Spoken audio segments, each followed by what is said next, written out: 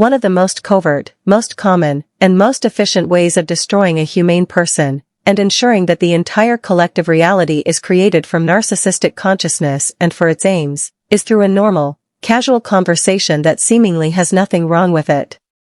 Because nothing seems wrong, if you try to talk to anyone about it, they will see you as paranoid. You yourself have no idea what went wrong, so the automatic thing to assume is that you are the problem. And so, you attack yourself further, which only strengthens the effect of suppression and the destruction of the humane reality you are representing, only you don't know that this is what's happening. The systems of narcissistic consciousness are automated, very advanced, and present everywhere.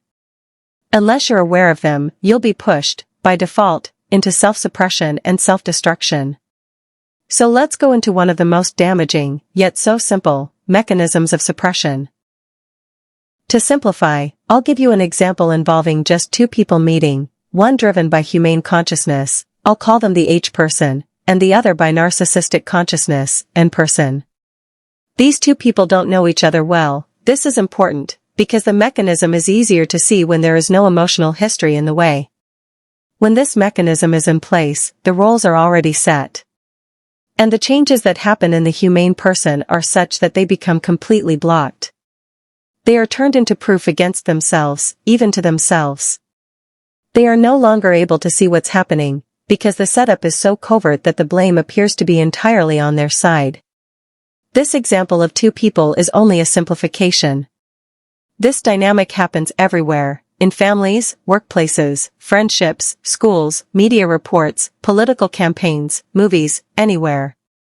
And when more people are involved, it becomes something more like a pack of wolves mentality.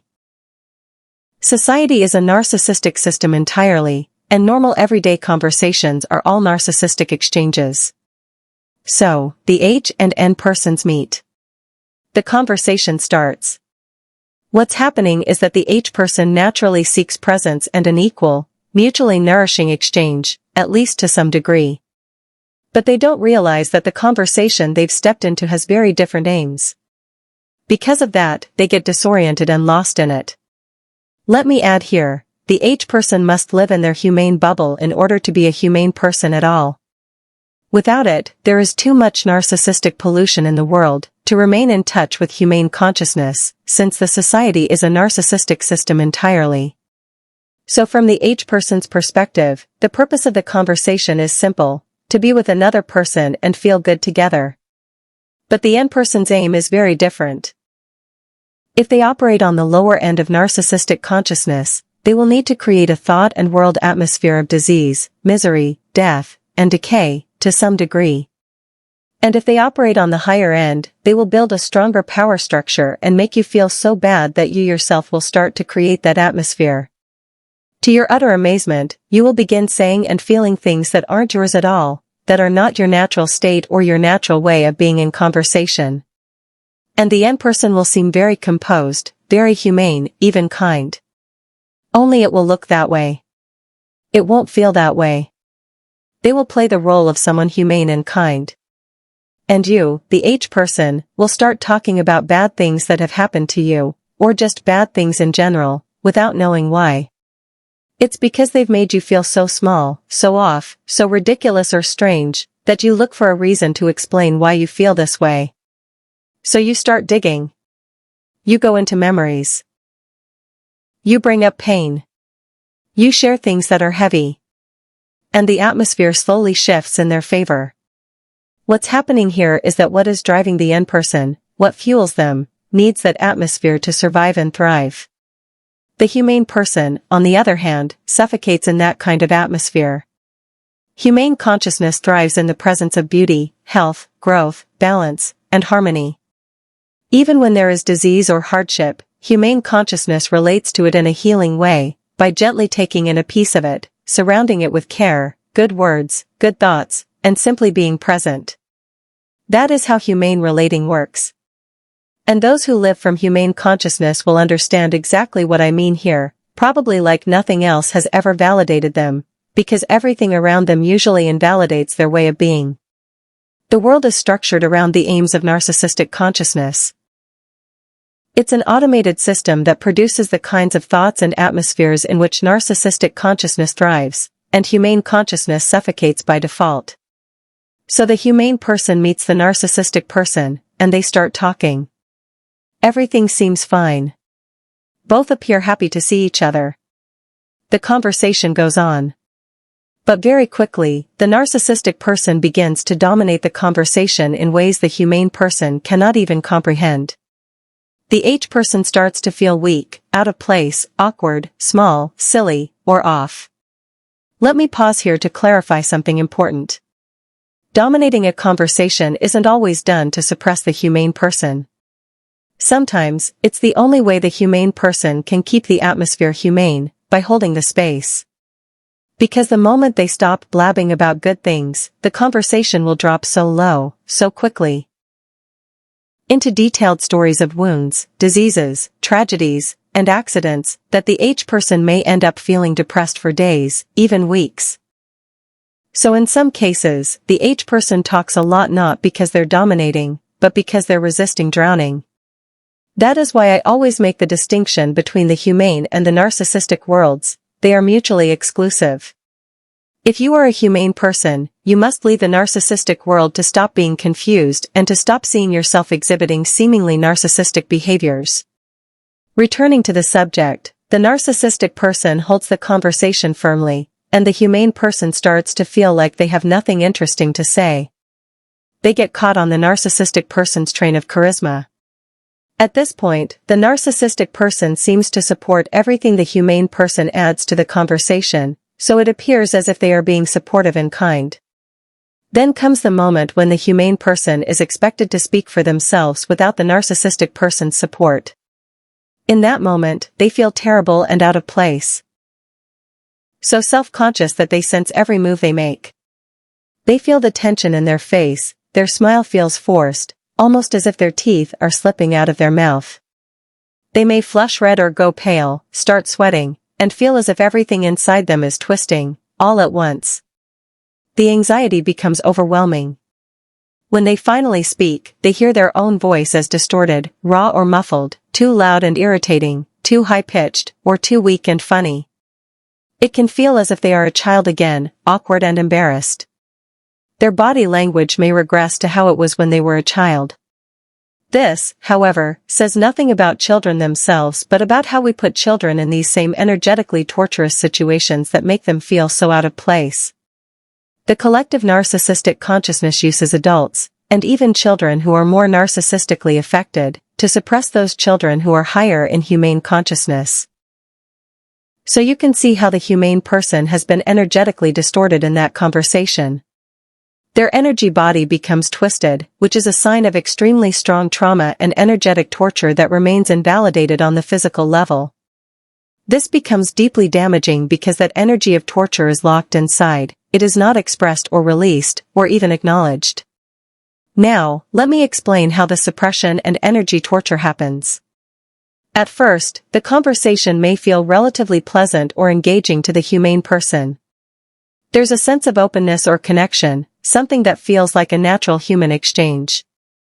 But very quickly, and often without obvious signs, the narcissistic person begins to covertly close off the channels of expression available to the humane person.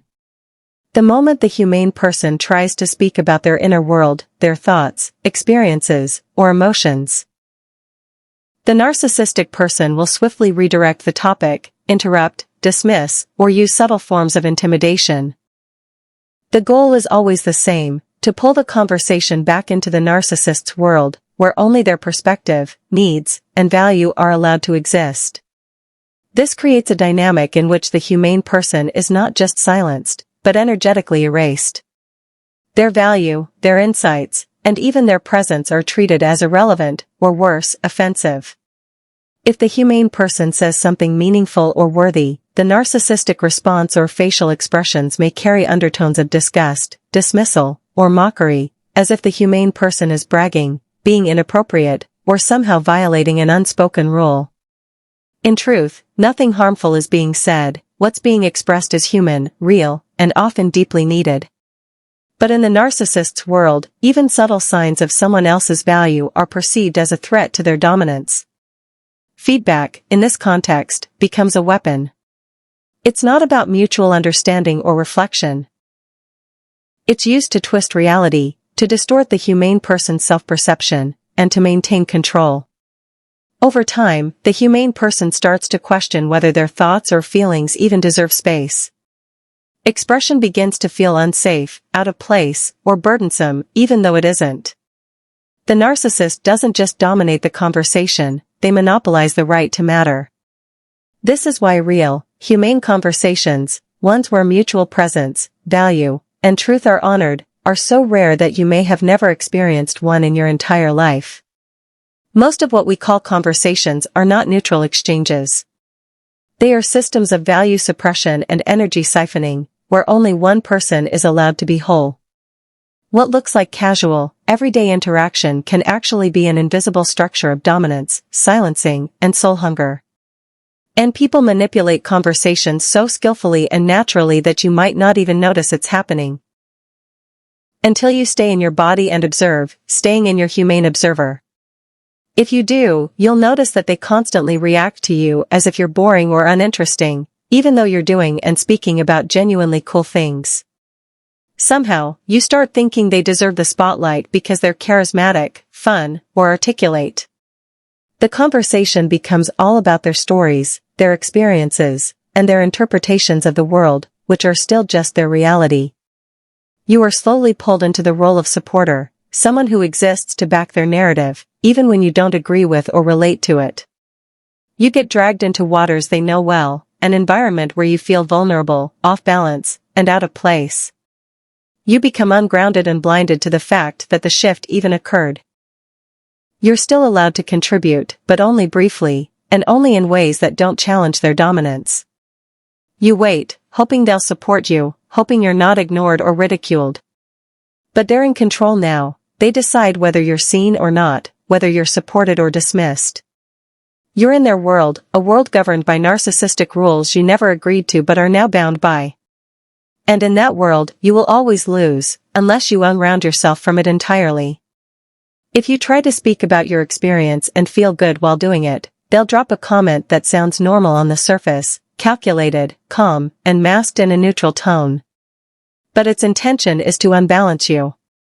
It's unsupportive in a precise, quiet way that makes it impossible to defend against. It subtly crushes you. You can't call it out, because if you do, they'll rage, deny it, or act confused or hurt and darvo you. They might even genuinely not know what they're doing, or pretend they don't. The world, being a narcissistic system, supports their version of events, so even when they suspect something, they feel validated and absolved. Let's say you mention going somewhere and speak positively about it, something they do all the time. They'll respond with something dismissive, was it even good, or the weather was awful that weekend. Or they might be more blunt, I've been there and hated it. It's dirty and old. These remarks are meant to make you feel small, uncertain, uninteresting, instantly lowering your sense of self so they can reclaim dominance with their own story. It's not just a comment, it's a devaluation and a silencing move. Speaking from your own perspective, your own life or perception, becomes too dangerous. To stay safe in the conversation, you must abandon your voice and become an extension of them. They train you for it. Until you no longer feel worthy unless you become their mouthpiece, follower, fan, and a copy. And when they tell their story, you make them feel safe in your company. That's the difference. After pushing you down into the inferiority dimension of the conversation, they'll sometimes lift you back up, but only within their worldview, on their terms. You might even think they're your protector, your best friend, someone you'd be lost without. And they might believe that too. But this is the architecture of narcissistic consciousness. These conversations aren't casual or innocent, they are engineered. Narcissistic consciousness is a self-organizing, intelligent energy form. This is how value is suppressed and energy siphoned. In this world, conversation is not connection, it's a tool of control and power. Real, humane conversations, where value flows freely in both directions, are so rare, you may realize you've never truly experienced one. You can only free yourself by stepping out of the narcissistic world entirely. Only from outside can you see the patterns for what they are. And once you do, the clarity is shocking. What once felt confusing becomes unmistakably clear. The more you go no contact with the world of the people, the more clear your vision becomes. After enough of these encounters, a humane person begins to feel the effects, but they don't always realize where those feelings come from. Instead, they might think something is wrong with them, that they're too sensitive, too strange, or not built for this world. And in a way, that's partly true, they're not meant for the narcissistic world. But in a truly humane world, they would feel at home. That's the direction they're meant to move toward. Here are some common after effects of such encounters, lasting days or even longer. 1. Creeping anxiety. Your mind replays the encounter repeatedly, sensing something terrible happened but not knowing what. 2. Uncontrollable crying, lasting hours or days. This clearly signals poisoning by narcissistic energy. 3. Shock. Feeling as if you witnessed something terrifying but can't identify it. Talking feels frozen inside, and your eyes feel wide open in terror. 4. Emotional and psychological electric shock sensations. 5. Provocative, angry impulses, urges to fight, break or destroy things, drive too fast, or exercise excessively, are often unconscious attempts to shake off the poisonous energy absorbed from narcissistic encounters. 6. Sneezing fits, as if your body wants to expel the toxic energy. 7. Fever-like sensations in the forehead or front of the skull, weakness throughout the body. Many misinterpret this as a cold or flu, often followed by an actual flu due to weakened immunity. 8. Gastrointestinal distress, stomach flu, diarrhea, belching, constipation, or even bedwetting. 9. Urges to drink, eat, or binge in ways that harm yourself. Reflecting the toxic energy you've absorbed, whether physically or mentally. 10. Sleep disturbances, lying awake in a state of internal shock. 11. Intrusive, self-destructive or suicidal thoughts, deep loneliness around others. 12. Difficulty connecting with others, feeling awkward, irritating, or paralyzed, struggling with blocked or uncontrollable speech, experiencing hysteria, irritability, or impatience. These are just a few examples. You will recognize your own patterns. You might even notice these symptoms before meeting certain people, as your body anticipates the encounter and gets triggered, often trying to protect you by discouraging contact. If you've experienced deep narcissistic abuse, your body may simply no longer tolerate that toxicity. Instead of forcing yourself to re-socialize, focus your energy and creativity on a life and reality where you don't need to interact deeply with others. Keeping connections to surface-level conversations, which are the safest form of interaction in society. You may suspect that a specific person is the cause of your symptoms but feel guilty blaming them or fear social rejection from collective narcissism if you do. You might rationalize that they are kind and supportive but unaware of the impact they have. Deep down, you might even absorb some of their narcissistic energy willingly, out of love or exhaustion, trying to care for them. Sometimes, you fear that if you don't take on their toxic energy and stop them from taking yours, they might become ill or even die. This dynamic is especially common in family relationships, with parents, siblings, or close friends. You may have unconsciously agreed, at some point in your life, to be their emotional cleaning station. Today, give yourself permission to recognize these patterns and agreements. Most likely, you avoid facing them by escaping into busyness, numbness, addictions, or denial, but these patterns are there, and you know them well. They must face the consequences of what they have created, and you must face the consequences of what you have created, no matter the cost. This is the only way to stop the cycle of scapegoating in narcissistic exchanges. Let everyone receive what they have made and stop taking on the burdens or punishments meant for others. It's not noble or good to carry the weight of someone else's sins. In fact, it's deeply harmful to the health of the entire collective reality. This isn't to shame or blame you, but to reveal the truth. What you were taught by the church, the state, or your community about self-sacrifice was a scam. When a humane person is poisoned by narcissistic reality and energy, they become a scapegoat, holding the sins and impurities of an individual or even the entire community. This burden acts through them, while the community cleanses itself of what it created. The community often feels disgust toward the scapegoat, seeing their natural expression of this energy as something bad. You must be very careful not to let this scapegoating charge be dumped onto you. It can either drain you completely or, even worse, cause you to unconsciously act out that charge, which can then be used to wrongly label you as an abuser. When a humane person is in shock, it means they are frozen in the overwhelming moment. They become non-responsive, not because they don't want to engage, but because they are blocked. No one teaches us this, and those who try to engage with us judge us solely by our behavior, unaware that our behavior can be controlled narcissistically, psychologically, emotionally, and physically. Thus, others perceive the humane person as abusive or suppressive, which further distracts and isolates the humane person, even from themselves, through their own thoughts, words, body, mind, and behavior. You can see how the most covert smearing campaigns require no direct slander by the narcissist. Instead, they transform the victim's emotional and psychological state, which then becomes the smearing mechanism itself. People who experience the humane person afterwards see them as abusive because of the narcissistic energy still driving them until they purge it.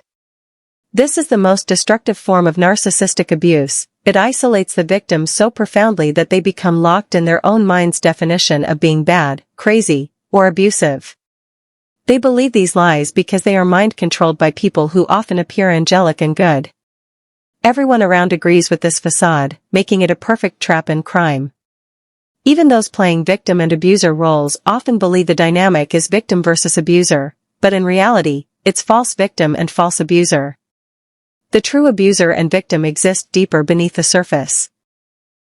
At the end of the day, each person is a victim of the one consciousness directing and architecting this entire abusive structure. How to handle these conversations now? For those who cannot yet be at peace with themselves, even when alone, the best approach is to isolate from external influences as much as possible. External triggers will make you react and strengthen self-hatred and self-destructive mechanisms by increasing narcissistic energy pollution inside you. Surround yourself with soft, beautiful reality that allows healing, a safe incubator where your fragile humane energy can grow. Fill your environment with good thoughts, kind words, gentle music, meditation, and activities that reconnect you to your true self and make you feel loved. For those already able to maintain peace and presence alone, and to some degree around others, meaning you purge much of the narcissistic energy within you, when you meet anyone, do not let them around you. Watch how they try to pull you into their reality and perception. Stay present and refuse to be pulled from your own center. Crucially, do not seek to blame, judge, or expose anyone. Instead, observe the real patterns and causes. It is not the person but what drives the person. Be able to leave all narcissistic influences behind for the good of all. If possible, avoid letting the narcissistic person know you see these patterns, as that only strengthens their grip. If you can leave the conversation before they pull you in, do so. If not, create moments where they can experience themselves in a humane way, even briefly. This is healing for them, you, and the wider reality, but do not make it your mission or goal. Simply hold on to humane reality, sensing its energy and not letting it be overtaken by narcissistic energy. This happens when you get ungrounded. Humane energy quickly transforms into narcissistic energy, suffocating you and leaving you completely ungrounded. You start to notice the dirty tricks and patterns, and observe yourself being pulled in. Your peace instantly changes into discomfort and anxiety. Meanwhile, the narcissistic person's comfort and peace increase. The more pain and discomfort you feel, the less they feel.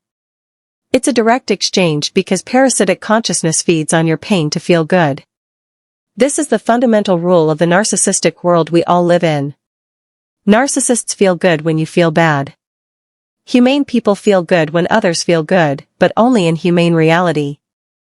Humane people in narcissistic reality still must follow narcissistic rules, because there is no alternative.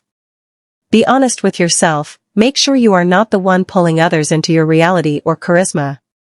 Instead, create a safe space where equal and good conversation can naturally arise. You will be surprised how visible the tricks, digs, and subtle attacks become when you stay present.